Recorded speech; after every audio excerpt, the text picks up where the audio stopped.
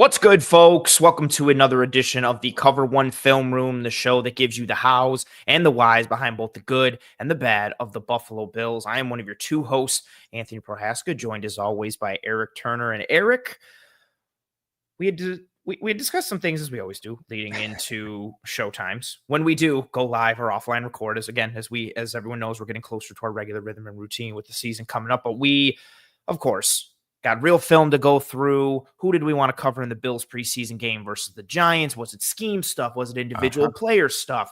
Was it positive? Was it negative? And then, okay, it's the day after Hard Knocks. Let's talk about Hard Knocks a little bit. And then kind of falling in line with true Buffalo Bills in the Cover One Film Room fashion, some significant news dropped the day of us Of having course. an episode. Thanks, Brandon Bean. Yeah, thank you very much, Brandon Bean. I'm still thinking of the kind of the red wedding day with the roster last year and just so many things that always funnel through.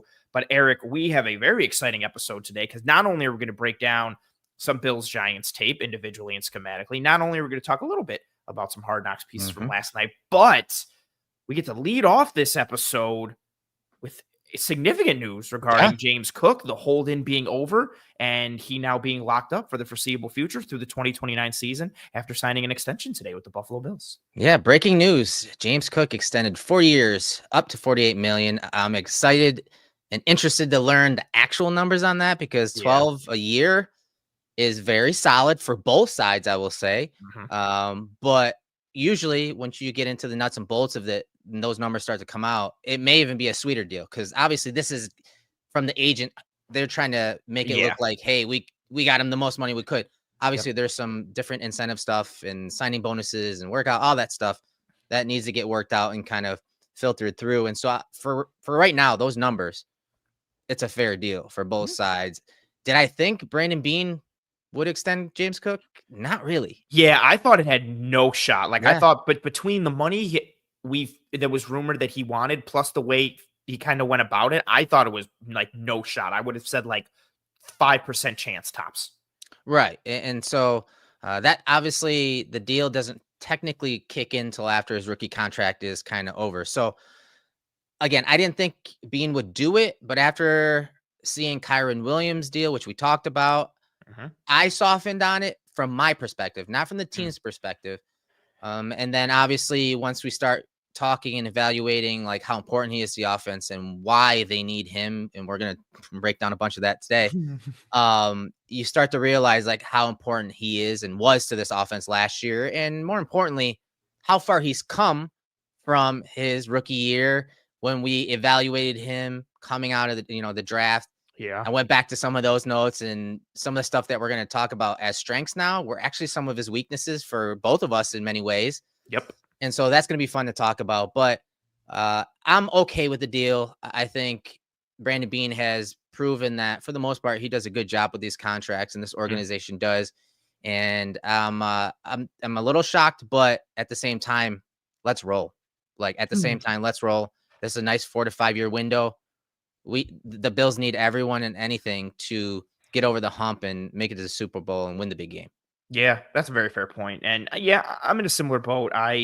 Like I mentioned, and like you started with, I had already just kind of made peace with it in my mind that this would be his last season as a Bill. And I was like, someone could give him 13, 14, 15 million on the open market. He'll go do his thing. Good for him. Chase the bag. No negativity. Do you?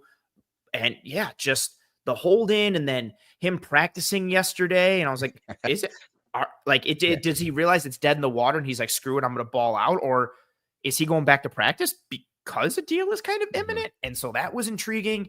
What's kind of funny is like, we're trying to like read the tea leaves sometime last week when he decided that like to start the hold in, but then like, we're like, okay, then there's all these like news leaks about, hey, we're close. We don't know why he's executing the hold in. And so then, when I was on with Sal on Turf the Tape, I'm like, the motive behind that, it would come from the team, right? It'd come from the team like, hey, we're close on the deal. Why is he pulling this now? But it appeared to, one, yes, come from the team. But secondly, why Cook and his camp were doing that? Obviously to protect him from injuries and all that.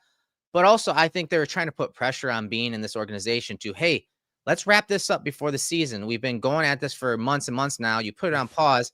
Camp's here. The season's going to start soon.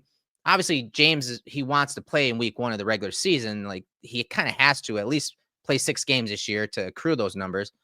But I think that they put the pressure on Bean. I do think in many ways Cook's camp did win and kind of force the issue a little more. But at the same time, it's funny because now, as soon as they sign Cook, Bean's like, yeah, or actually right before they sign, he says, in order for us to move forward with this contract and do the signing, you got to go to practice. And so you see practicing again. We're like, what is happening?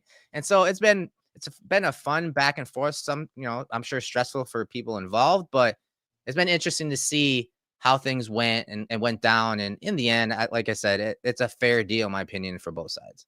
Yeah. Like you mentioned just now, I think it does skew a little more towards of a win for James Cook. Like maybe it's 55-45 or like 53-47 or something, but you're still, and again, it can be debated, especially now with how football is and people know contract stuff. Like, should you ever pay a running back? Like, is he worth it? And then there's a lot of fans have talked about today, like, okay, what does this mean for the Connor McGovern potential coming, like re-signing, and or David Edwards, like other guys that you got in the pipeline? How does that impact things or compromise those potential deals? And there's never a right answer until you kind of push things forward and see what comes out in the wash. At the end of the day, Cook got a good deal. If it again, like you mentioned, we have to see how everything irons out. Is it a 4-year deal? But it's really more of like a 2 or a 3 based on how it can kind of end and be stopped. How does that actual average annual value work out? Even the total, I think, is a big one, because the $12 million average annual value, one more than Kyron and slots him in good, but that $48 million total is tied for the most in the league for a running back with Josh Jacobs and the Packers. So like, that's also another piece depending on how the agent wants to market it, the team, whatever. But like you said, I think it's a win for Cook and his agent, who we thought kind of bungled things initially. And at the end of the day, too, no matter what the money is, the Bills got a very important player to their team, somebody who matters a lot overall, but especially on that offensive side of the ball. And I think that's something that's gotten lost with a lot of this discussion, is so many people have focused on the money that he wants and the third down piece.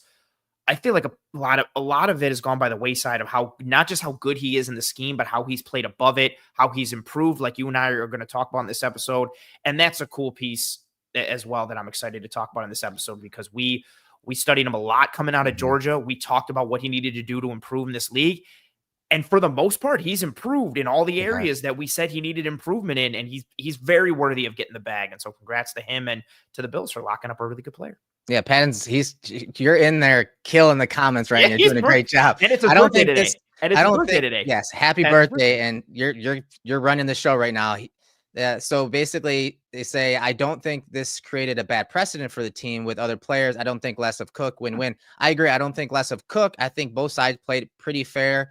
And I think that Brandon Beane did have a little chip on his shoulder, because this is the only holdout that he's ever had in Buffalo. He said he wasn't sleeping good because of it. He mentioned that. So I do think he took that a little personal. I think his feelings were a little bit hurt, because he feels like he handles most of these contracts pretty fair. But again, I think Cook was doing what's right for him and his family and future. And so I totally get that. I think it's fair.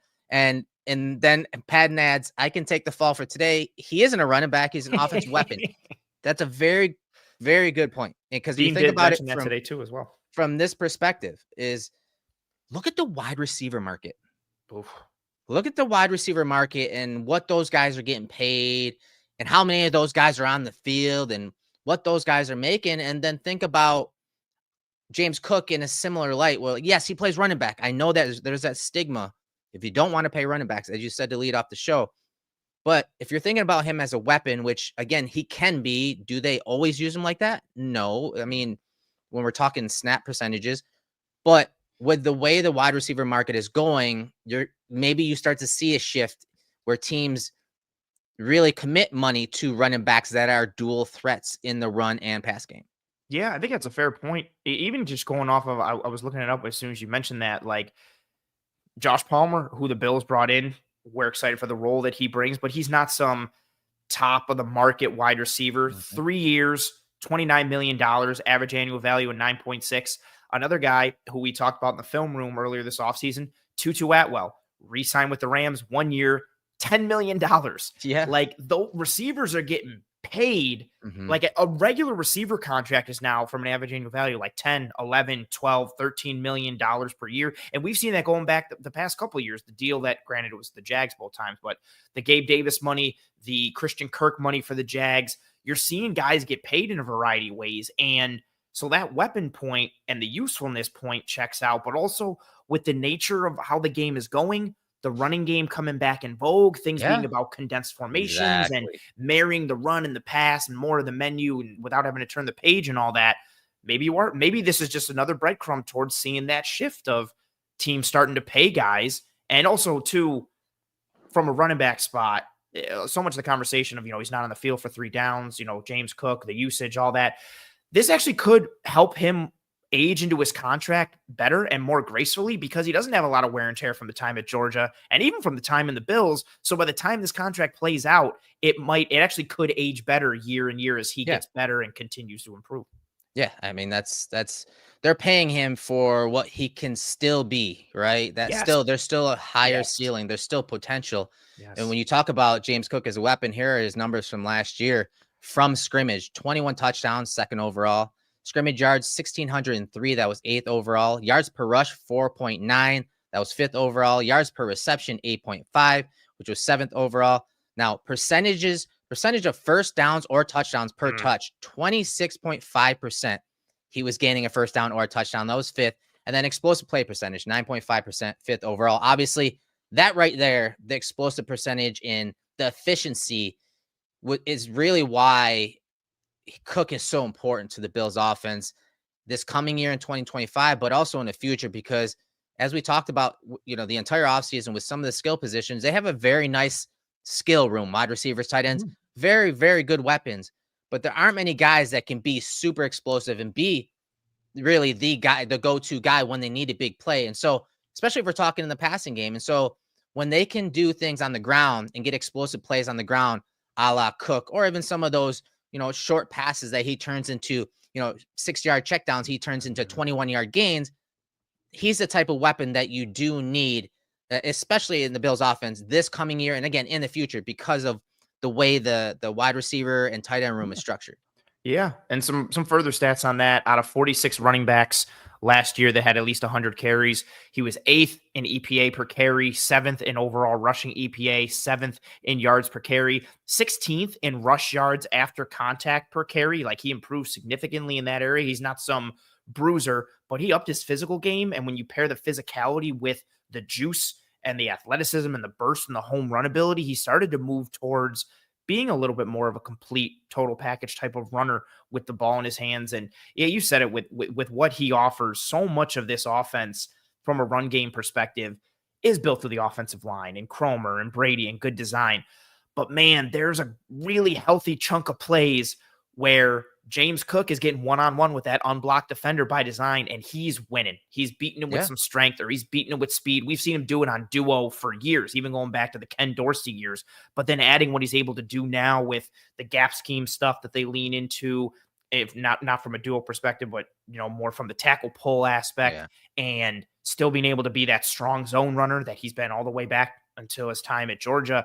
He's really developed, and, being talked about that today, and we've seen it on tape and watching him for years. And it's not an accident, or it's not, by happenstance that you're seeing him really be towards the top of the league in a lot of efficiency metrics, advanced metrics, and even some raw stats like we have here from a touchdowns perspective and a scrimmage yards perspective. And yeah, and he matters so much to this team. Like we keep talking about it, for as much as Josh Allen is Josh Allen, the run is what starts this offense. That is the foundation. That is the baseline.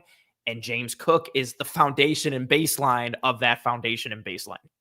And what's funny is we expected that when Joe Brady took over. We expected that in that back half of that first year.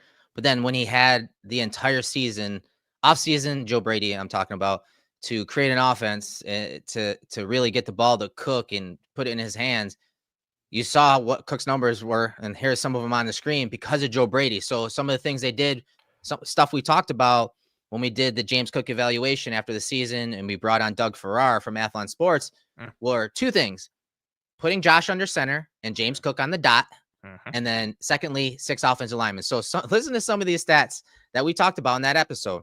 So 13 of the 19 rushing touchdowns from James Cook were from under center. 11 of those 13 touchdowns from under center were in the red zone, but only 3 of those were from 1 yard out. Again, that explosive element, the ability to hit the home run, to get into the end zone, to get 6 points when he's not a scavenger at that 1 yard line and taking those easy looks. He has to earn it, and he has earned it since he's gotten in the league, but especially under Joe Brady for talking under center play. Yeah, that the under center piece is nice. And as soon as you said dot too, I mean, it was like pistol. You can still do more pistol stuff too. Yeah, yep. He's progressed with like the heavier package looks, the red zone type of looks, but then even still not sacrificing who he is as that guy we initially wanted, where a guy that you can attack neutral and light boxes with when this team was more pass happy and pass oriented. And even in that regard too, he still continued to, I thought of this in my head just now, and I swear I didn't plan it. He still continued to cook. I hate that because so many people use that joke all the time now. But amongst 53 qualifying running backs last year, James Cook versus neutral and light boxes, only 25th in attempts, but he was 9th in EPA per attempt, 6th in yards per attempt. He was 8th in yards after contact per attempt, 18th in positive play rate.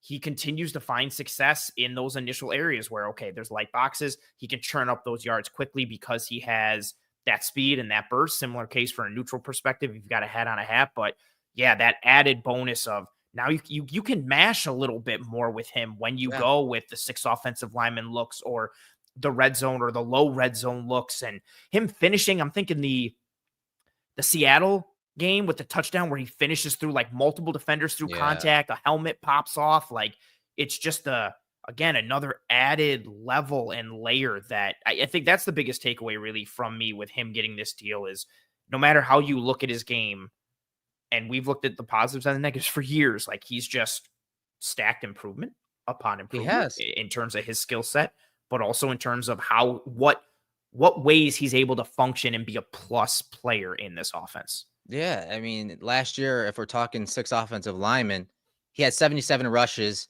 with 6 offensive linemen. That was tops in the league, 456 yards, first in the league.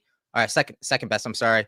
5.9 yards per carry with 6 offensive linemen on, and that was number 1 in the league. And then more importantly, this is something that's going to segue right into where he's improved.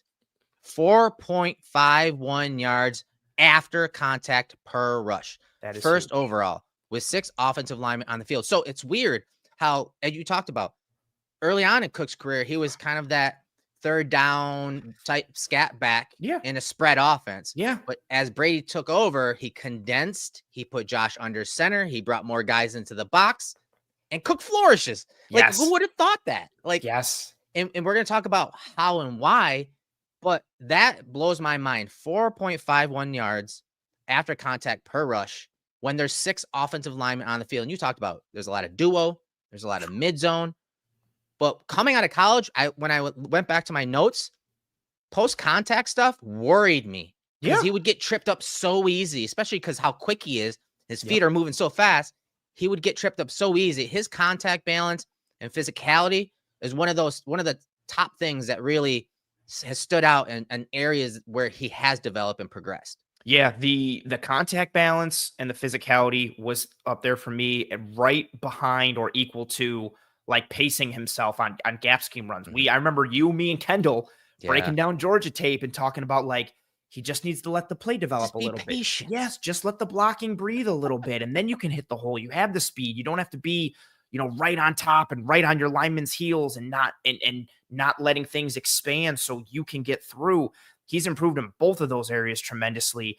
And yeah, the 6 offensive lineman piece is really awesome because we first build him as, and again, what the Bills offense was at that time, it was like, man, the Bills are going 11 personnel and spreading you out. You have to play light boxes. Now you got this quick scat back type of guy, and he still has that in him. But now it's like, okay, also when you go condensed and go with 6 offensive linemen, and odds are you're still going to run, he can mash with those personnel groupings. He can get a little heavier and push through. And Eric, you have another great graphic. Before we get to that, we got 2 super chats. I want to bring them both up real quick. Sophia back in effect. Thank you very much for being here, Sophia. And she says, hit the like. Let's go Buffalo Bills. Thank you for being here, Sophia. Thank you very much for the super chat. We appreciate it. And then Padden keeps crushing it. Gave us a super chat. And also, I love this joke for forever. Pat says, but will this extension be enough to move Jermaine to edge? Hey, it's a legit question. We are playing the Bears. Hope you had a great offseason, fellas. Evergreen. It's evergreen. It's not going away. Appreciate you for that. Thank you for being here. In the comments and the super chat and making us laugh. That's awesome. Right. So this graphic here, it's yards before contact is the left column per rush, and then yards post contact per rush. So again, and we kind of use this to add context to, hey, how well the offensive line is playing before there's contact made. Obviously, different concepts take longer and can get a running back upfield. There's a lot to it. It's a little muddy, but you can see in 2022, yards before contact per rush, he was at 2.42, and his yards post contact per rush were 2.85. So awesome in both columns, to be honest. 2023, there was a drop. Yards before contact per rush, 1.92. And then yards post-contact per rush was 2.68. So they're kind of on a downward swing right there. So then in the big year, again, that year where he's trying to get that contract, yards before contact per rush was 1.69, the lowest of his career. His post-contact per rush went up drastically to 3.24. And again, a lot of that credit has to be given to not only Cook in how he's developed and ability to maintain his contact balance, to run behind his pads better. He ran much harder in high leverage situations against some really stacked boxes on those dual runs and mid zone runs. But you got to also give it to Joe Brady. So I think it was a great amalgamation last year between scheme and maximizing the player. I think Joe Brady did a great job, but James Cook also capitalized, and you can see that in these numbers. Yeah, these numbers are a great representation of it. And a lot of these numbers we've gone through are a good representation of just the progress that he's made. Again, highlighting I think we've maybe not us, well, maybe us, but I think fans in general, we've gotten to this point where Joe Brady has gotten so much praise. Aaron Cromer has gotten so much praise, the offensive line, Josh Allen. And I feel like a lot of the discourse on Cook this offseason got to a point where it was like, that's fine. Like, jettison him out.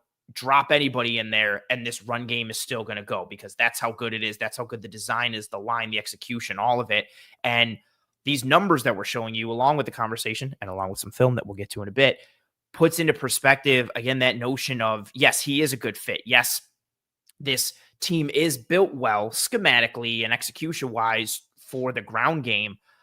But it's not, he fits so seamlessly and also is able to take it to the next level because of how he plays, how he's grown, his skill set, his traits, and becoming more of a complete back with the ball in his hands. Like that long speed, the home run threat, the ability, the zone capability, the gap capability. And then also now being able to play through contact, be able to drop that shoulder and go through guys, to go through arm tackles and have it not slow him up. Like, he can break an arm tackle now, turn on the jets, and just get through and take it to the house. It's just really been awesome to see that improvement on tape, but also be reflected in a multitude of metrics like we've shown here. Right. So his vision, it's something that I know I was not impressed with his vision in college.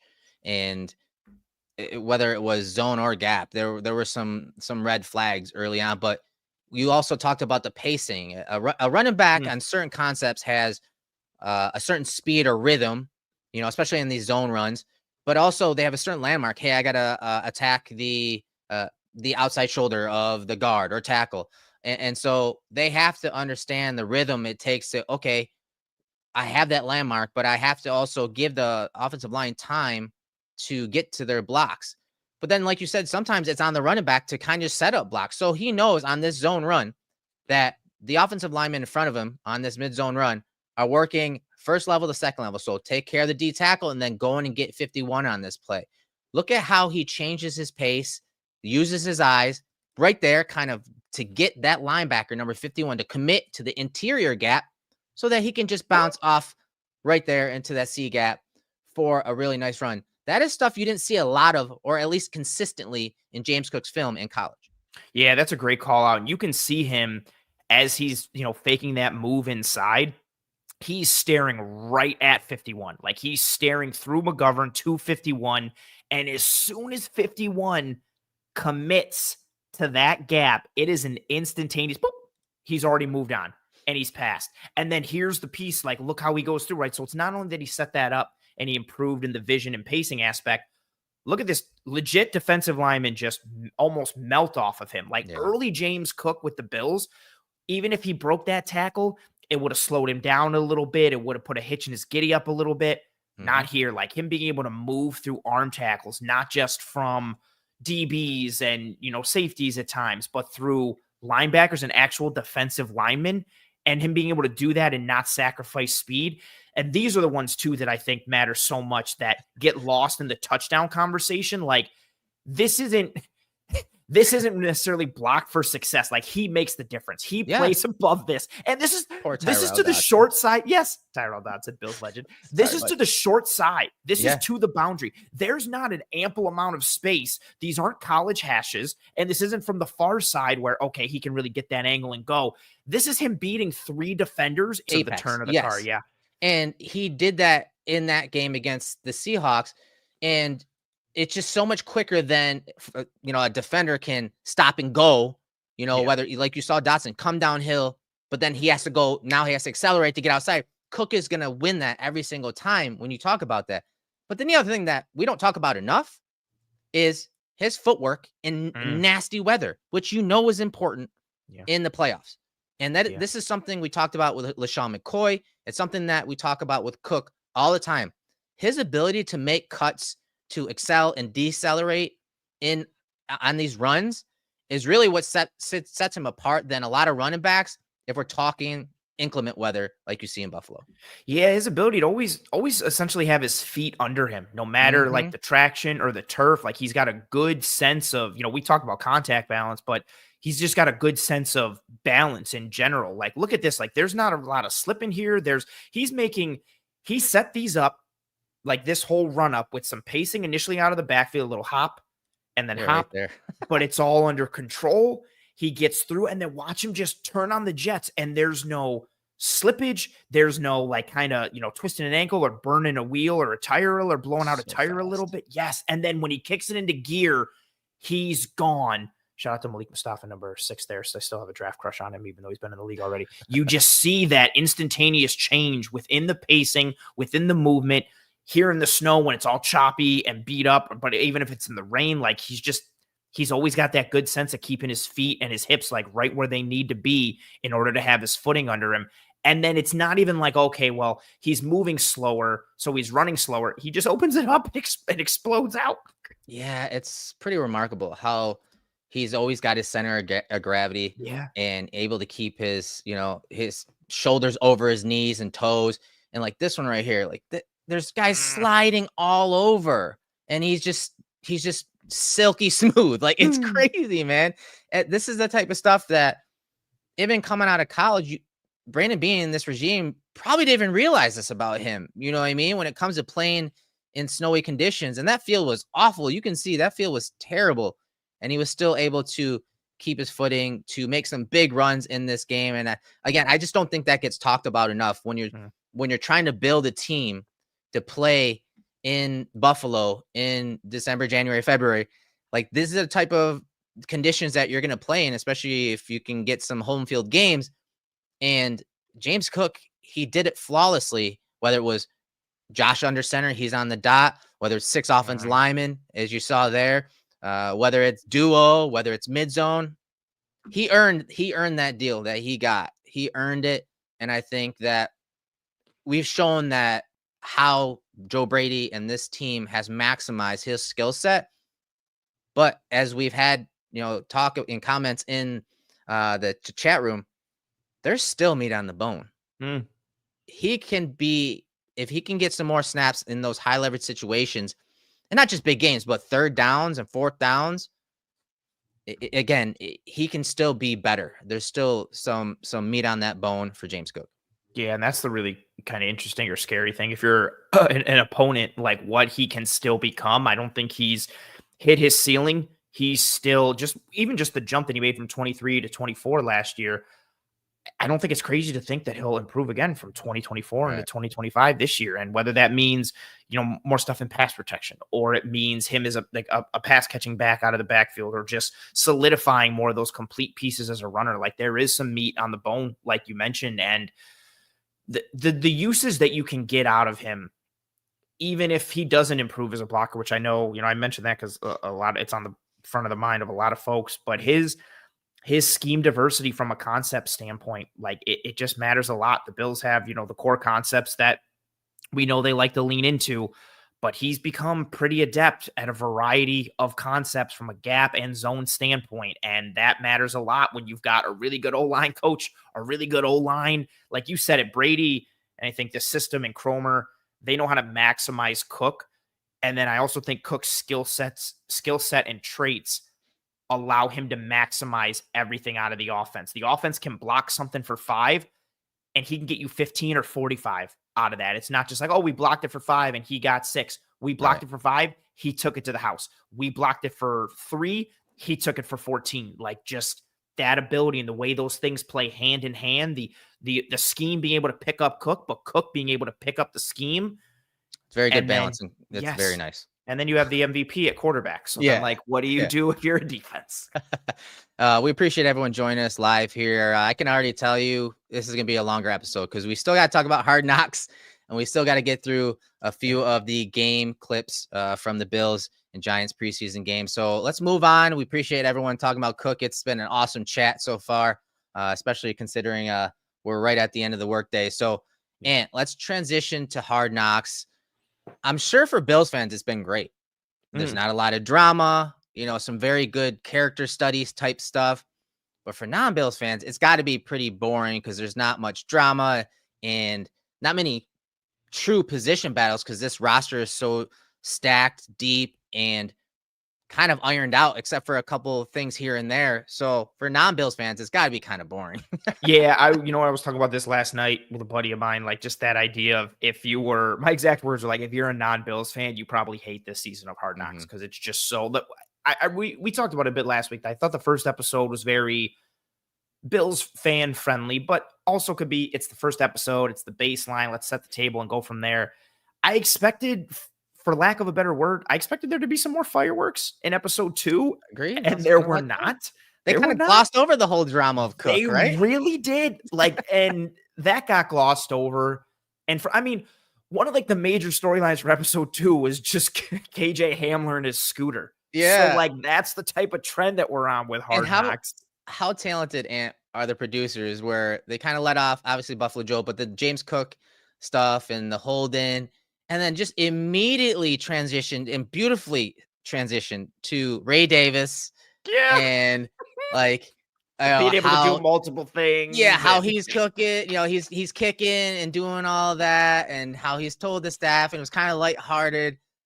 And it just, he was kind of like, my notes going into this before they re-signed Cook was they were kind of making Ray Davis to be the golden boy. Almost like, hey, no, we know Cook's holding in.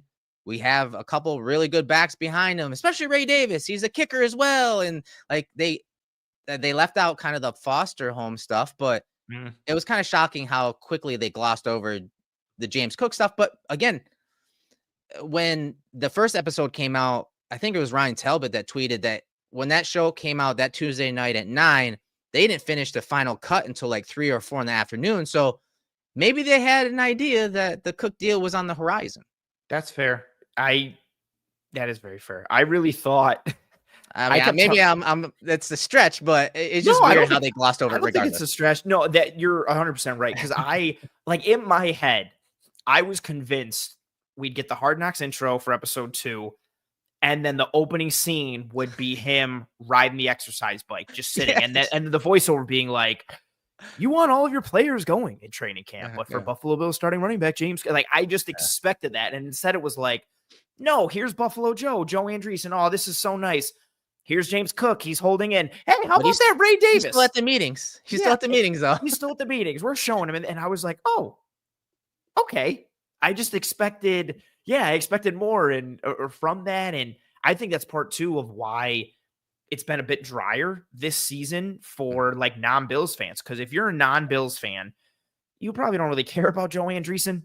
You don't even, I don't think a lot of Bills fans care about KJ Hamler to a Yeah. degree. And like, Right. that's what they've been leaning into. I'm sure a lot of Bills fans and especially national fans were more of, man, I wonder what they're going to show for Cook in this episode. Oh man, like what are we going to hear? What are we going to see? Gonna be fireworks. Yeah. And instead it was more fluff than substance, but again, that's we'll see if it changes a little bit, as we get more in depth into the preseason. And now they've left Fisher and are back in Buffalo. We'll see. And, like we alluded to and mentioned, the opening segment of Hard Knocks featured Buffalo Joe, Mr. Joe Andreessen, and a good chunk really past that. They showed, him with like being repped in Lancaster. They showed him out to dinner or lunch with his family. They showed his girlfriend and his mom in the stands during the preseason game. He was getting a lot of burn in this episode. So good for him as he continues this journey and continues to try and improve as a player here and make a statement and claim for the roster, especially with Balin Spector no longer being on the team. It was kind of weird. Like, it was awesome story about Buffalo Joe, but it was kind of weird. Some of the clips and stuff that they did put forward on, for him. And so I want to show a couple seconds of that clip and how they kind of portrayed him on the field, not necessarily off the field, and maybe why they're doing it. Cause it's something I talked about a bunch the last couple of weeks, is that Buffalo Joe is an instinctual player. He can make plays in and around the line of scrimmage. He's going to make some tackle for losses. We've seen it in every game he's been in. But there are some areas he needs to improve, and that's in coverage, understandably, and that spatial awareness and zone coverage, and guys tend to get behind him. And so when they showed those clips, I was not shocked, because they are painting the picture properly about where he needs to improve. And you even heard Brandon Beane talk about how he, when he dropped the interception, you got to have that, right? Yeah. Drops that, like, you could feel that disappointment. But from what I've seen of Buffalo Joe, I think he's doing great. I think he's cemented his spot as linebacker 2 at Mike behind Terrell Bernard. But I want to show this clip and then some film from the game on really kind of bridging the gap between what you're seeing on HBO's Hard Knocks, but also in the game film. So listen in.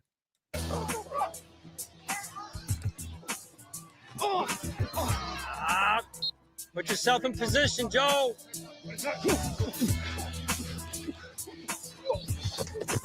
Come on, Joe. Come on, we got to be better than this.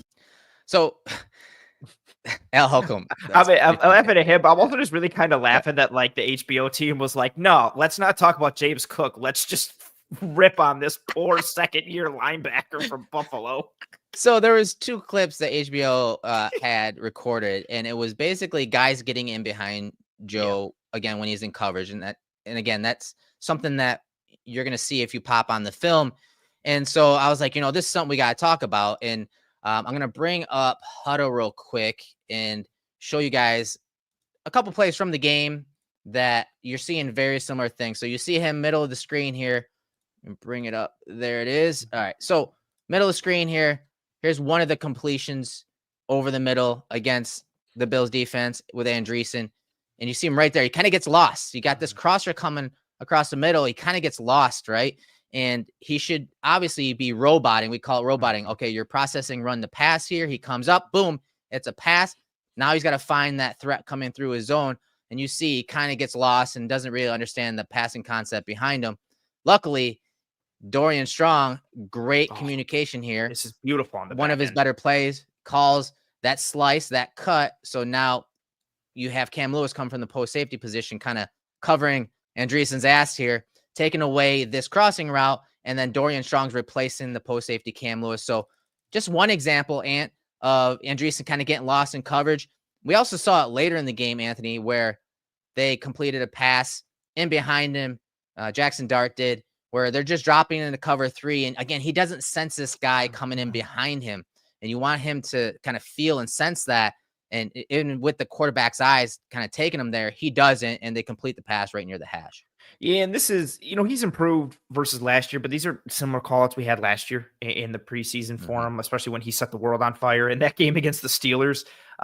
You would like to see him operate better in this space. I don't want to get too far off topic with it, but that execution between Cam Lewis and Dorian Strong, I can't comment enough on how much I love that. Benford and Hamlin had similar execution earlier in the game. Yeah. Like, that's just so beautiful on the back end there. But yeah, you would like to see, and you even see on that one where he needs to be roboting, Like he looks through that number one receiver coming from the bottom to look back to the other side. Like you can tell he's really just you can see him trying to process everything and figure out what's happening. And it ends up with him essentially kind of covering nothing in no man's land. And then on the second one, you hit the nail on the head. I don't have too much to add. You want him to feel that inbreaker or at least get eyes to it, especially with Dart, like you said, leading you there with his eyes a little bit.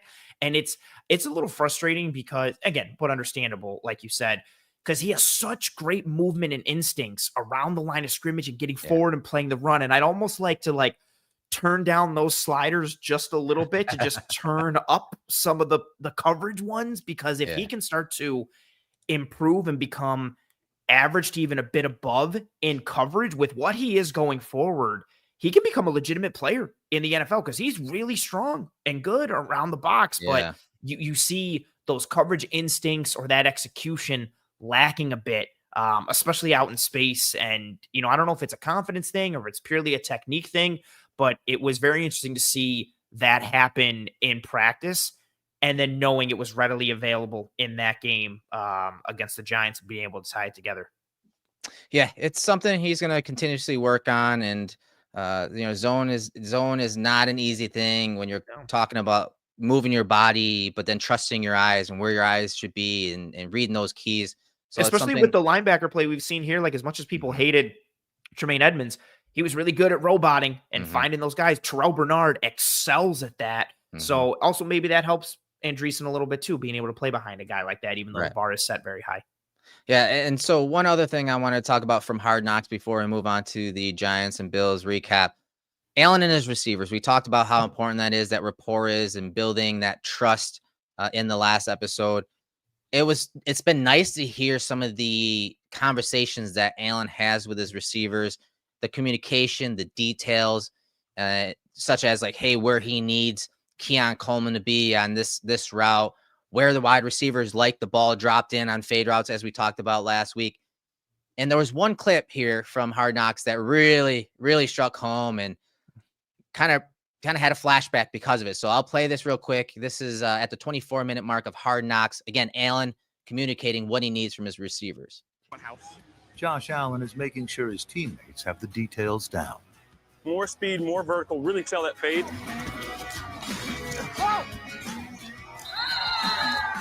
He's right there. You gotta be there for me, all right? Did you go inside or outside? You got outside. Outside. Gotta go outside. Gotta go outside, Anthony. You gotta go outside. And people are probably like, why is that a big deal? Yeah, right. Okay. It's a big deal because if you guys remember the Bengals playoff game with the Bills years ago, when Diggs went off on Josh, it was a thing that they had worked on all week where Allen wanted Diggs to release outside. And Diggs, he was the type of guy, he would freestyle, right? He would freestyle and take the best release possible against what DB he was up against and just tell Josh, I'll get to where you need me to be by that time. Well, Josh, again, now there's no Diggs in the room anymore. He's running the show. Well, in that game against the Bengals, Diggs didn't release outside like Josh told Shavers. And it took Diggs right out of the play as an option on fourth down. And that's honestly was the boiling point and what boiled over where Diggs was going to, flip out on the sideline on Josh. Yeah, which is crazy. It's something as simple as that, because they had worked on it a certain way during the week. And then when the game, was on, you saw this. Josh wanted Diggs all week to release outside. Well, because of the leverage of the DB on this play against the Bengals, Diggs released inside. And that's big because that corner is now funneling inside. Look what the safety's doing. If Diggs could have somehow gotten outside, there might have been a play to be had on fourth down here. Unfortunately, Josh had happy feet. He tries extending the play, and it goes incomplete on fourth down. Yeah, and you can see Allen in his movements there. Man, I hate this game. Well, Lou Anarumo did some awesome stuff, so schematically it was fun. As a Bills fan, it was terrible. You can see the impact that it has on Allen when he looks to the bottom of the screen. Like everything is, and it's not just purely because of Diggs, but it changes what his expectation was.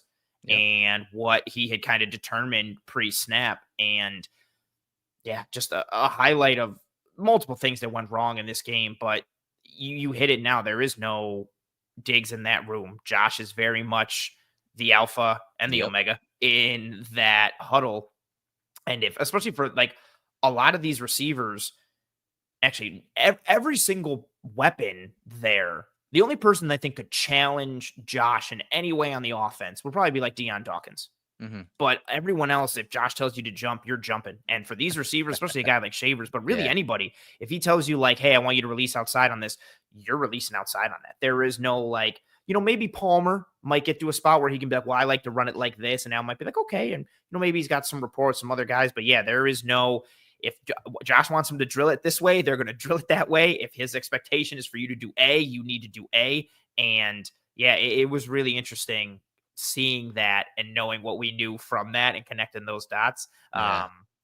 It's something we crazy, talked about when it happened. Cause again, this is, we broke that down a lot. I had sources on that. This is not from some article. And this is, again, that was just a boiling point. That's where everything just unloaded. It was not the only reason that there was that friction on the sideline, but that was the play that kind of sent Diggs over the edge there and started to the point where he's yelling, Josh, what's your excuse now? Right. And that's kind of where things started to fall apart. I just remember him on the sideline. What is your excuse now? What's your excuse now? Yeah. Man. So I hate to bring back bad memories, but when he told Shavers that, it was like PTSD, right? It was just and especially with the way he like Allen was like outside, right? Like it was just, I don't know. It's just like, I don't know if I was making too much of it in my head or we are, but I was definitely like the way he just, I don't know. It's like he also remembered that and he also knew that. Yeah, it's just funny.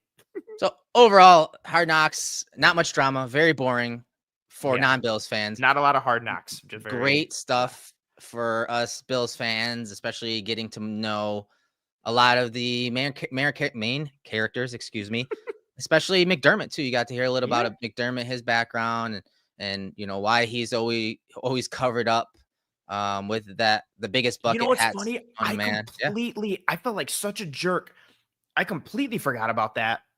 I made I think my first day at camp, I called out it's always easy to spot Sean McDermott because he has the giant bucket hat. And I made a joke I feel like his hat gets bigger every year. And I completely forgot about the skin cancer stuff and him wearing the long sleeves and the hat. And it was cool to actually see his regiment and how on top of it he is and the awareness for it. And I felt like such a jerk seeing that. And I was like, oh my God, that's why he does it. He even him laying out wearing the light jacket so it covers this and does this and the hat with this. And I was just I just sunk my head in shame on the couch as I saw that.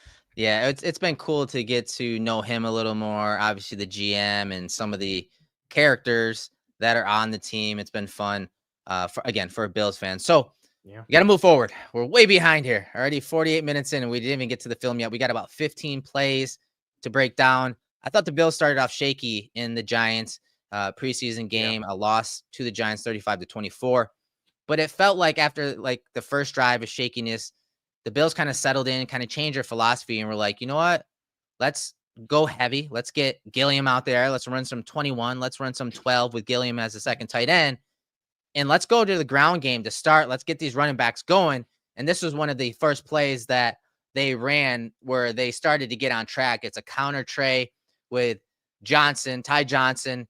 And you see the patience from Johnson on that play, the stiff arm on that play. You see great blocking from the rookie tight end, Hawes, right here. Look at the placement, the leverage, the drive to create that displacement to essentially shrink that edge down inside and wash that guy inside as the backside guard pulls in Torrance. And then just the patience by Johnson. This is a non-traditional concept. The Bills don't run this a lot. It's kind of like a third or fourth concept that they run when it comes to their run game, especially if you're talking Johnson. Ty Johnson last year, he only ran 11 gap runs last year in 2024. So kind of non-traditional, but this is the portion of the game I thought the Bills offense kind of settled in against the Giants. Yeah, this is not even probably. This was my favorite drive of the game. This one ends with the touchdown for Trubisky and crew on the leak to Knox. But this whole drive really was 21 personnel, play action, counter, some gap, or not some gap, some power. Well, technically that's right. But yeah, Yeah. counter and power, both concepts, like you said, that, aren't really traditional for them. And then also doing it out of 21 personnel, which is not a form, like a personnel grouping they really heavily lean into. Here's a nice rep of power there. You see Gilliam ready to run through the edge. So he just swims out and makes things easier for Ty Johnson. I love seeing this. It was one of the wrinkles I thought we could see this year, just like, because where else can they really go offensively? And it was like, oh, maybe leaning into some more traditional concepts that are non-traditional to them. Maybe even more pistol. We'll see. I love this grouping, though. Anytime they can get Gilliam and Hawes on the field together, it just seems to work. They are just mashers and people movers at the point of contact on the backside. I really loved that drive. I loved the execution. It got me seriously excited for what we could see this coming piece in the regular season. And I know you were excited about this play because it's a nice little wrinkle that Joe Brady added here. So this is again, it's supposed to be, it's a play action pass. And again, I think on top of the run game getting going, like you said, getting points on the board, play action was huge in this game. Mike White he ran play action 28.6% of his snaps. Trubisky and Buechele 30.8%. Yes, those are numbers we like. You can even go a little higher, and we saw it in this game. I was gonna say real quick to just why those numbers refresh my brain. The Bills' play action rate last year, 27th in the league, 18%. So the fact that White was at 28.6 and Trubisky and Buechele at 30.8, significant percentage point increase versus what they were last year. Great reference, because especially in this game, the Giants have a fast defense, a very good pass rush, and we saw that early on and create trouble for all the quarterbacks. So they're going to the heavy sets. This is one with Gilliam in there and Dawson Knox. So it's, more of a quasi tight end look for Gilliam on this play, right? Yeah. But it's more of a heavy look. And so you get that 5-man defensive line surface, you get them in base defense, and you run play action. That slows down that pass rush. You got to process, run the pass, allows the offensive line to get on it. So watch Gilliam here as he runs that split zone track across the formation. They're making it look like split zone. And then he says, you know what? Normally, what he's doing, he's helping Dawson Knox here. He's protecting this inside gap as a blocker so they can push the ball downfield, right? Well, in this one, now Brady, he incorporated this, or what looks like he incorporated, because they ran it again later. Yep. And if Knox and that tight end is all covered and good to go and blocking up just fine, he's able to release. And so you get everyone vacating down the field on this play action shot. And now Gilliam just, gets a check down and he gets a first down. Very nice play design on this play action play. I absolutely loved it. I couldn't tell on the game copy, even on the tape, like the way it looked, I was like, okay, is Gilliam making this call? Is it by design? But like you said, it looks like it's by design. I love it. It's just such a nice wrinkle and additive, and the timing of all of it, like you mentioned, right as Gilliam is crossing Trubisky's face, that second level is just vacated. You can see 53 immediately turn and get on his horse to find Palmer. He's gone. And also important too, as Gilliam is coming out, it's right at the top of Trubisky's drop. Like the sequencing, the timing is so well done. And you can even see Trubisky's eyes, like as he goes through everything, you can see him sit and step, like his eyes immediately get to Gilliam. He sees the vacated space, dumps it down. I really, really love that design. They ran it later, like you mentioned, with Davidson. Yeah, man. I mean, this is also kind of speaking to us, or maybe we're biased, but like we want get more Reggie Gilliam. Like it's just, he's good and effective, and being able to tie that in this game with, and again, it's preseason, but if you've got a front that's really getting after you, then Giants have a crazy good front. All of a sudden, you know what? Okay, let's go heavy. Let's get them in base. Let's mash the ball, but also we can work in these little wrinkles from a play action perspective based off the run and start to cause some problems. This one, beautiful as well. So you saw kind of those gap runs on that last, run, the runs by Johnson. So here's the sequence. Here's the stack of the play. And you see Trubisky out of the pocket on a little naked bootleg. And more importantly, watch Josh Palmer to the bottom of the screen release, and how that he used a little hezzy release, a little stutter release to cause that DB's feet right here to kind of just stop. It's brief, create that doubt. Hey, what route is he going to run? Creates that doubt, and then that just helps him because Deonte Banks is a fast player. He's a quick corner, very good man corner. That creates just enough doubt where now you're locking in separation, and you're getting Trubisky on the run, and he's able to hit Palmer on that play. Here it is from the end zone angle. Again, play action. It was huge in this game. It's something we want to see from the Bills offense. Very good stacking of plays here when you're talking the run play with the complement in the pass game. And that's how you're able to pick up the first down. Yeah, I don't have too much to add. I just love this. I love running the ball and then building play action concepts off of the exact run look and trying to put that defense in hell. Like, look at the second level for the Giants. Get sucked in to that run action because it looks just like counter that they saw earlier. 53 is done. But then Knox is releasing. So 49 is trying to get back in coverage, but he honors Knox, oodles of space for Palmer, who, like you said, real pretty with that hezzy or that stutter release there to kind of create that doubt. He's so good at creating deception and doubt in defenders' minds. I love this. Like, this is, and again, this speaks to my heart. This is the offense I want. Run the football, play action, create those intermediate areas of opening and create some chunk plays. Like, that's really nice. That's good football. That's, again, we want play action. They need to do a better job at attacking the intermediate area, that 10 to 19 yard range. Palmer is going to help them in that way. And you see a play just like that from him. You can see why and how he's going to be able to do that. So here is that split zone look again later in the game. Nice strike from White to Wilkerson on the in route. This is a Yankee concept. You have a dig with a post, and it just beautiful, but it's better from the end zone angle. So watch the split zone. You're seeing that the tight end and offline tight end come across the formation. There it is right there.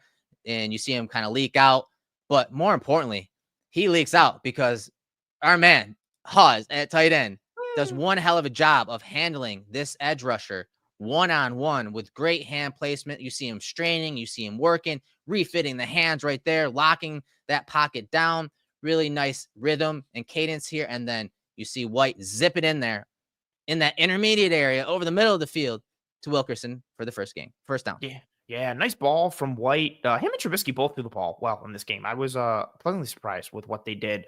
Shout out to Wilkerson on this play. I'm a big fan of a Yankee concept in general. And then, we get the little action from Latu there in the back. But like you said, the big one for me was Hawes on this one. That's a legit defensive lineman in Ledbetter, 300 pounds. And Hawes is blocking him one-on-one in pass pro.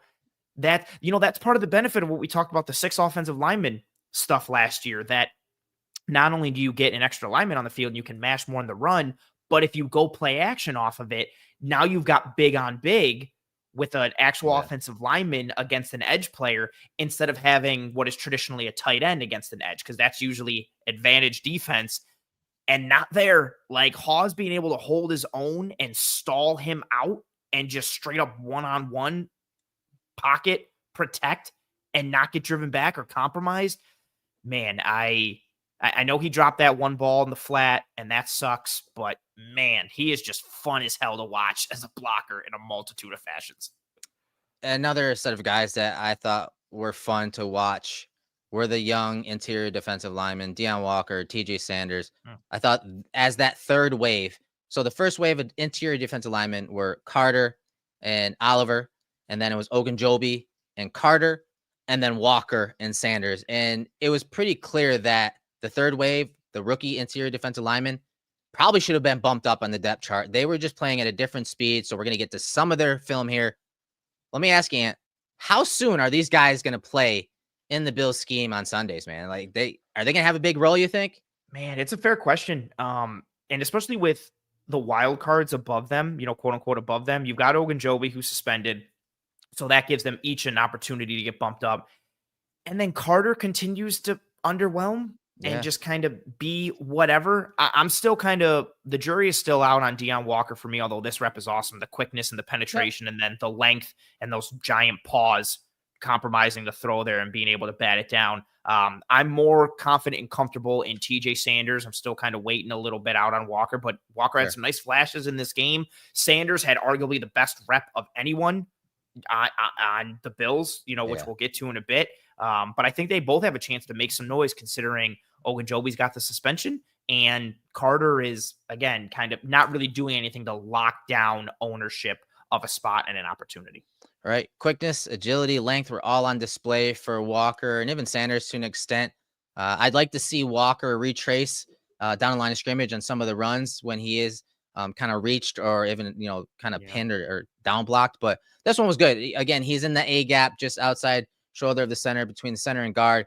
And you see him beat the hands of the right guard and use his length to go, get his hands on the ball. So that was really, really big.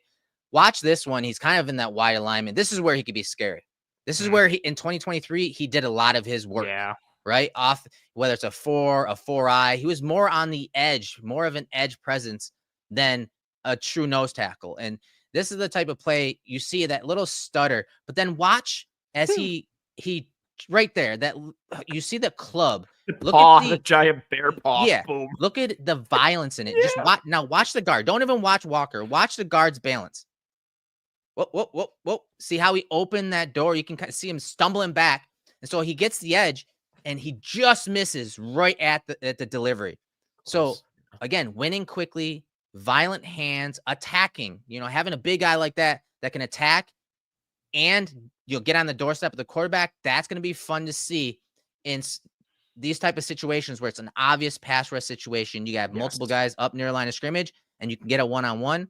That's when I think Walker is going to do his best work. And you see it on this play, even though he doesn't technically get home. Yeah, I second that notion completely. Like a lot of my questions around him will be the consistency piece and what he can bring down in and down out as a rusher, but it's more so from the run defense standpoint. Yeah, not getting washed out, pad level 1,000%. Like, can he live? What downs can he consistently live on? But if we're talking about, hey, he's fresh and we're getting him in a known passing situation, I'll take it. Yeah, watch out. You can, man, 63 was also the dude who got on the TJ Sanders rep. So he had a bit of a rough day, but yeah, you could, I just keep laughing because that club, like that paw, man, you could see 63 like almost just be like, Jesus. Like and this was third down, Anthony. This was third down. And again, that pressure forced incompletion. And yeah, he did struggle. 63 struggled. We will not name him, but he did struggle. Yeah, he had a bit of a struggle there. But this is also where, like, Walker, this is where he's built to succeed. Like that length, that size, like the hands, the arms, and then the quickness for the size. He is he's the Bills mold. He is a penetrator. He's an upfield guy. He's got like the length and the compression piece, but that little stutter and the quickness. And again, if he's fresh, like if you're rolling him with 15 snaps a game and they're coming on like these high leverage downs, he can make an impact if he's able to just go in there and juice up and go against guys. And yeah, you highlighted like the lateral movement there, like setting up inside and then being able to quickly transition back right as the guard kind of like sits and is trying to settle, and then bang, you hit him. You create that, soft edge because you hit him with a buckshot with your hand and are able to get through that shoulder. Like, oof. Yeah, no, I think he had 2 pressures in that game, or 2 really good rushes out of, I think 11, which got him a nice 92.8 pass rush grade by PFF. Come on, we're not doing great. Come on. I refuse to even stoke that fire or honor that. I had to. That little video I posted got like 70,000 views. I had to. All right. So let's move on to TJ Sanders. Obviously a guy that we fell in love with in the draft process. Yeah. Starting the run game. There's a little run stunt, a little exchange here. You see him on the left shoulder, outside shoulder of the left guard. And you see him with that quickness, get inside into that A gap. And you see him draw essentially that double team from the center and guard, which allows the Bills defender to Corey Couch really to stay free and unblocked here, when really the Giants are running duo. So these 2 guys are actually going to be working back to Couch, but because of Sanders murking everything at the line of scrimmage, that keeps Couch clean. And then he's there to make the tackle. So very nice run play and physicality at the line of scrimmage by TJ Sanders. Yeah, it was nice to see him have this kind of juice against the run like he does as a rusher. And he gets right into that A gap, mucks it up, and then Solomon crashes down, gets pushed in, and everything just is gummed up and dead on that side. Yep, you're getting penetration from, I think, Jamarcus Ingram on that blitz. The running back is forced to bounce. And I like this play from, I'm biased, I like Corey Couch. He's perfect in these areas. He could do this in Miami. Still have questions for him in space and from an athleticism standpoint and coverage. But he's essentially playing like a box linebacker here, like as the will. And he's just sitting there. This would be Taryn, right? A 1,000%. And also, I know Cam was playing safety. I thought it was interesting that Corey Couch was next man up at nickel as soon as Taryn went out and then played a significant amount of snaps. But yeah, he plays this slow played and great, just sitting there waiting. And as soon as the running back declares, he takes care of it. But it all started up front with the action from Sanders, followed up by the action from Javon Solomon, and really gumming up the hell out of everything there. Yeah, really good. I thought and that's what we want to see, right? For guys who, yes. And this is what we talked about, right? If you're going to have guys that are smaller and more penetrative and upfield, you can still stop the run that way. You just do it with pad level and juice and violence, and that can still happen. It doesn't mean you won't get knocked off the ball here and there, but you can still find a way to gum it up through that juice and, penetration and quickness off the ball, which is what Sanders is built on. Yeah, you saw that from Sanders. Here's a wide alignment, very similar to what you saw from Walker. Same guard in there, number 63. That guard has to kick slide out wide to him, and you see Sanders use the double-handed swipe, scissors, whatever you want to call it. You see him cut back inside, and again, that acceleration, boom, plants that left foot. Then the hand usage, the harmony between the feet and the hands, changing direction, attacking outside shoulder first, cutting back across the face of that guy, gets a hit on the quarterback very smartly, gets a piece of the quarterback, doesn't run all the way through him or try to drop on top of him, gets a piece of the quarterback. Unfortunately, quarterback Dart did a great job of dropping in there for a touchdown, but quick, easy win by Sanders, and that's exactly what the Bills need from the young rook.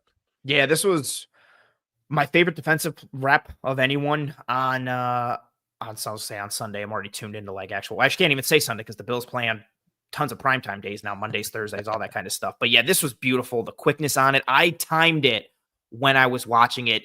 Dart gets this ball out in 2.2 seconds, which is super fast. This is honestly just great throw by Dart. He sees that pressure coming and not only gets rid of it, but makes a tremendous throw to drop that into little Jordan Humphrey.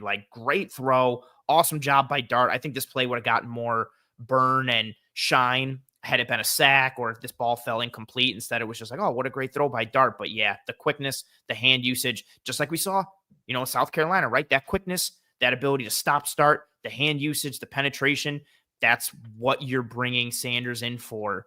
And it was nice to see him do that. This one was nice too, being able to cross that many gaps and move and get across the center's face and bear down. I also love the stem between Keontae Jenkins 49 and Jordan Hancock on this to game up the right guard and the running back. This was a really nice play overall from several guys and by design. I wish we had more time to break down Hancock's film and even Jenkins, because while Jenkins can play some ball, he just looks like a Bills linebacker. Yeah, the way he moves, the fluidity, the athleticism, couple nice and plays. How he wins when he shot back door on that one rep. Yeah, dude, filthy. That is young Matt Milano stuff, and I'm excited about him. I wish we had more time, but we don't. TJ Sanders, they're bringing pressure off the short side of the field. He's in the B gap there, but watch how he jumps 2 gaps over with that lateral quickness. Again, I hope we hammered it home enough when we broke him down, and you see him turn the corner. Hancock gets there as well. That pressure between Sanders, Jenkins, and Hancock really were the driving force between the great play on the back end at the catch point and Dorian Strong being there. The rookies made some really nice plays in this game, and you can see a lot of them doing all at the same time. So I'm excited about this young crop of defenders, especially on the Bills, rookies on the Bills, and see where they can win and how they win in 2025. Yeah, very fair point. This was, I love this play so much. Just a little fire zone action through 3 under, 3 deep. That's Landon Jackson, number 94, dropping and covering underneath on that tight end. And then the rush you're able to create off the right side, the running back and right guard get confused a little bit because Jenkins is stemming that B gap and then shoots back inside.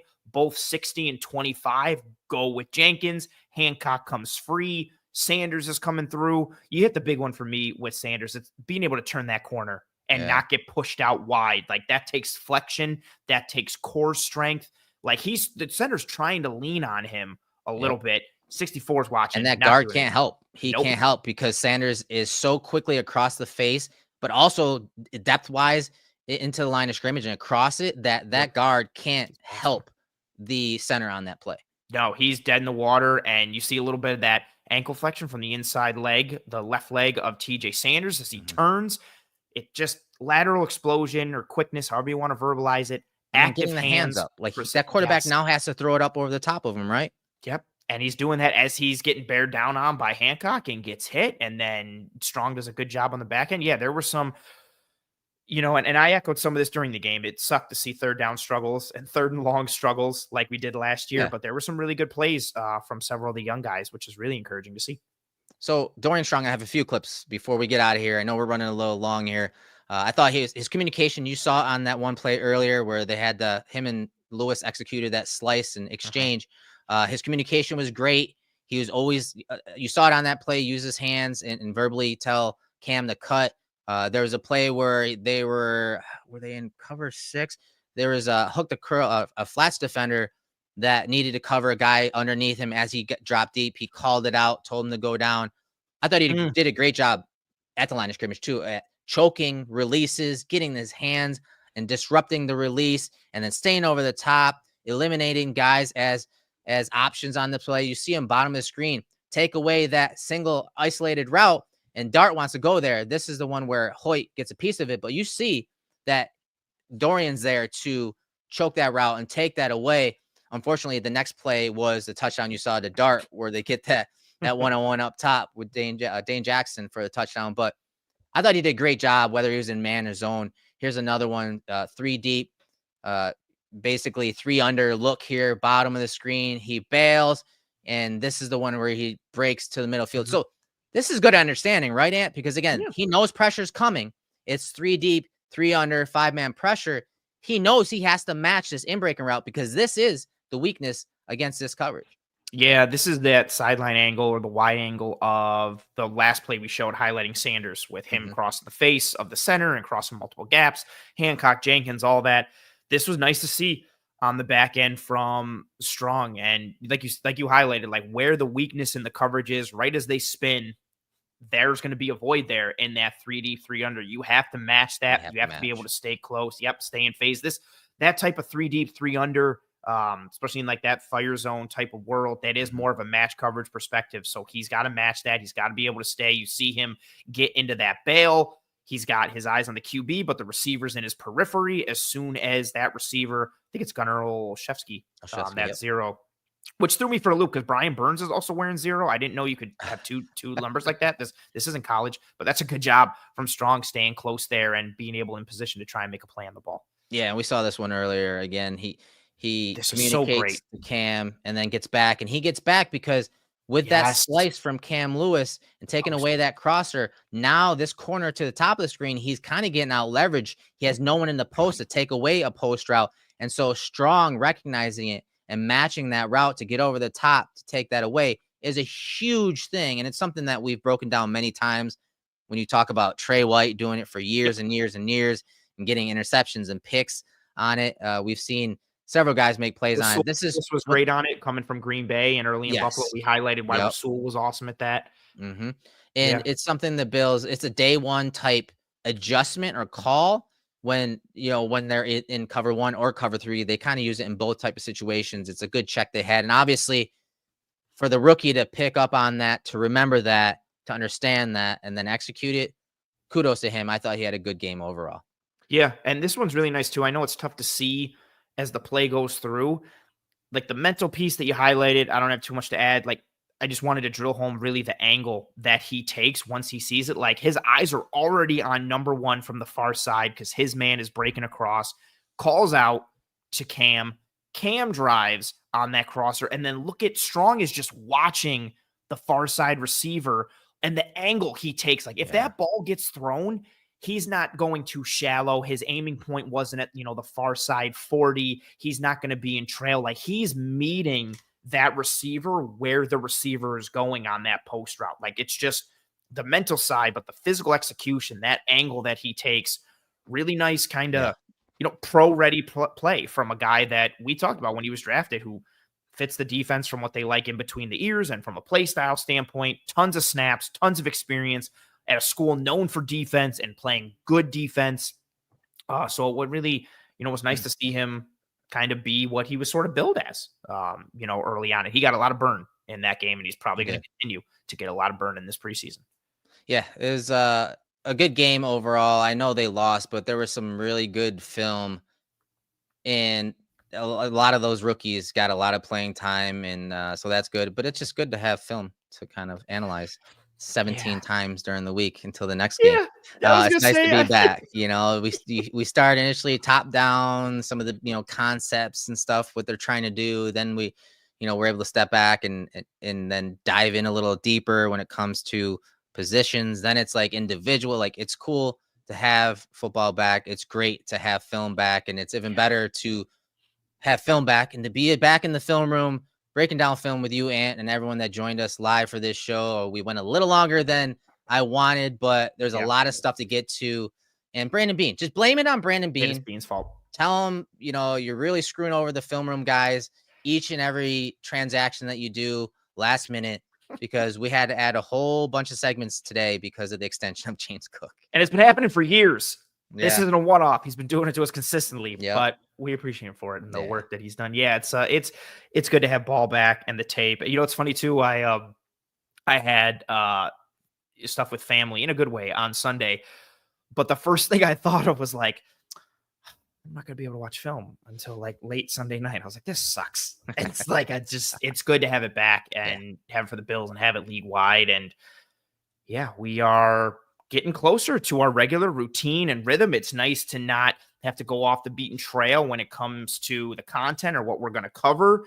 You folks know what to expect from us here in the film room, and we're starting to get ever so close to our regular routine and rhythm of real game action in the regular season, and you joining us here in the film room for the hows and the whys behind all the good and the bad, schematically, individually, anything and everything. Eric, any final thoughts or anything for the people before we say goodbye?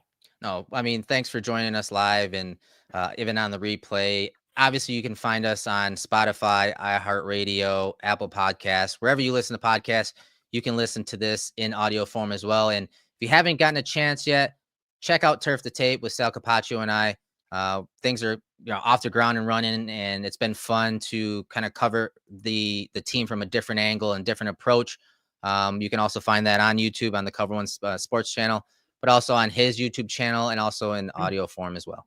Yeah, really awesome, with you and Sal and kind of bridging that beat reporter piece and then the Cover One knowledge aspect that folks have come to expect with us. So yeah, really cool show, a nice addition to the channel, and check that out. Check out. We have so many, and I'm not like in regular season rhythm now, but we got the Air Raid Hour on Monday nights. We got an review with Joe DeRosa. He'll be back to his regularly scheduled Tuesday slot coming forward. He's dropping an episode Friday, joined by Bruce Nolan, which will be cool. You're doing post game, right? I am. I will be live during the. I forgot that the Bills play Sunday night at 8:00. I thought it was Saturday at 8, but it is Sunday night at 8. So join me on Disguise coverage, probably at like 11:15 or immediately following Bills Bears for a post game episode of Disguise coverage. Yeah, we got a lot of content flowing. I don't see anything for Greg and Aaron tonight. I don't think they're going tonight, but if they do, you'll see it up on the channel. And yeah, we appreciate you folks. Drop a like here on this video here on YouTube.